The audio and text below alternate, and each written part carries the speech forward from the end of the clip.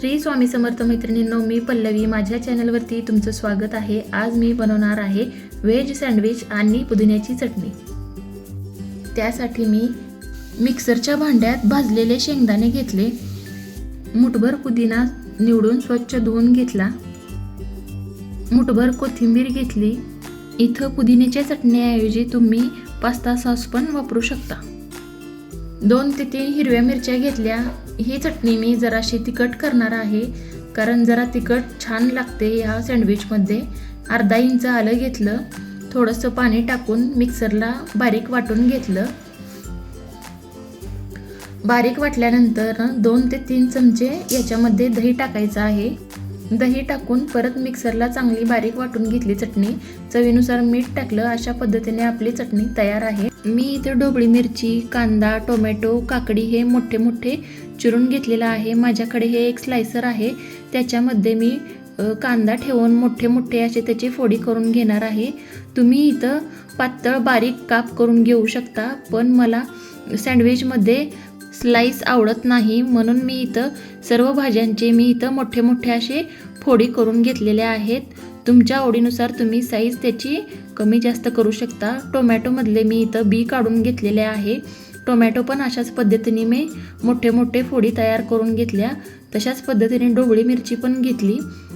कढई गरम करून घेतली, त्यामध्ये चमचाभर तूप टाकले। तूप गरम झाल्यानंतर त्यावरती कांदा टाकला। कांदा गुलाबी रंगावर परतून घ्यायचा आहे। कांदा हा जास्त परतून घ्यायचा नाहीये। त्याच्यावरती आपण ढोबळी मिरचीचे तुकडे टाकूया। ढोबळी मिरची पण अशीच परतून घेऊया।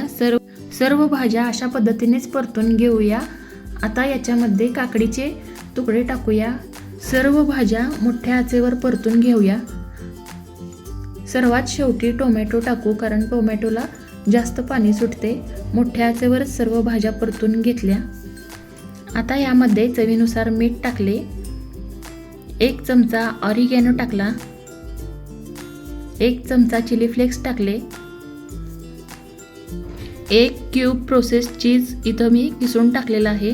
या सर्व परतलेल्या भाज्यांवर चीज खिसून टाकल्यामुळे भाज्यांना चीजचा छान फ्लेवर येतो। आता हे सर्व भाज्या परतून घेऊया। गॅस बंद करूया। भाज्या जास्त वेळ परतून घेऊ नका, नाहीतर पाणी सुटेल भाज्यांना। आता 2 ब्रेडचे स्लाइस घेतले, त्यावरती मी चमचाभर तूप टाकले। तुम्ही इथं लोणी वापरू शकता, माझ्याकडे लोणी नव्हते त्याच्यामुळे मी इथं तुपाचा वापर केलेला आहे। एका ब्रेड स्लाइसवरती आपण तयार केलेली हिरवी चटणी भरपूर अशी लावून घेऊया। दुसऱ्या ब्रेडच्या स्लाइसवरती चमचाभर टोमॅटो केचप टाकून एकसारखा लावून घेऊया। टोमॅटो केचप इथं कमी लावला तरी पण चालेल, कारण आपण सँडविच टोमॅटो सॉस बरोबर सर्व करणार आहे। आता एका ब्रेड स्लाइसवरती आपण परतून घेतलेल्या सर्व भाज्या एकसारखे लावून घ्यायचा आहे।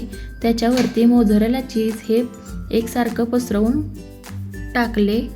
आता दुसरी ब्रेडची स्लाइस त्याच्यावरती ठेवून थोडंसं दाबून घेऊन सँडविच आपण तयार करून घेतला व त्याच्यावरती थोडंसं तूप लावून घ्यायचं। दुसरीकडे तवा गरम करून त्याच्यामध्ये 1 चमचा तूप सोडून सँडविच आपण खरपूस असं भाजून घेणार आहे। सँडविच बघा छान असं खरपूस भाजलेलं आहे।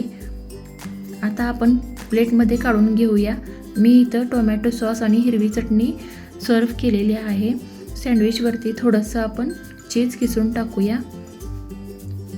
सँडविच कट करून घेतले। आधी आपण भाज्या परतून घेतल्यामुळे इथं भाज्या शिजायला जास्त वेळ लागणार नाही। आतल्या भाज्या छान शिजल्या गेल्या आहेत, वरून क्रिस्पी आतून मऊ असं छान आपलं सँडविच तयार आहे। रेसिपी आवडल्यास माझ्या चॅनलला लाईक, शेअर, सबस्क्राईब करा। भेटूया पुढच्या व्हिडिओमध्ये। धन्यवाद।